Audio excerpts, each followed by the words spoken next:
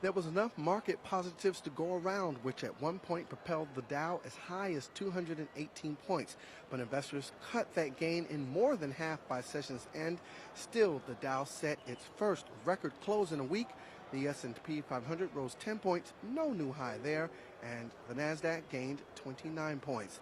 Talk from central bankers that they will continue to print money until the global economy is on stronger footing gave stocks an early bounce, but that gave way to volatility, something investors may have to become reacquainted with, says Knight Capital's chief market strategist, Peter Kenny. Volatility will now become more of the normal metric as markets start gauging or pricing in the sense or timing that the U.S. Federal Reserve is going to start discussing more and more openly the prospect and time frame for the introduction of a tapering off of quantitative easing, which the markets have become so comfortable and so accustomed to.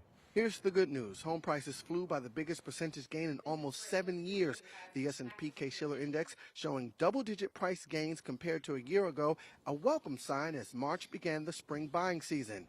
Consumer confidence jumped to a 5-year high in May. Perceived improvements in the labor market and the wearing off of the impact of higher payroll taxes are two factors behind the jump.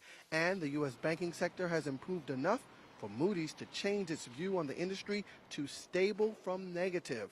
The ratings agency says near-zero interest rates helped consumers make loan payments on time, which in turn has put American banks in better financial shape. Aside from the good news, the website for Liberty Reserve seized by the U.S. government under the Patriot Act. Operators for the digital currency exchange were indicted Tuesday, accused of helping criminals around the world launder more than $6 billion in dirty cash. 5 people were arrested, bank accounts seized, and websites taken control of. Finally, European stocks rallied between 1.1 and 1.6% on talk of continued monetary stimulus.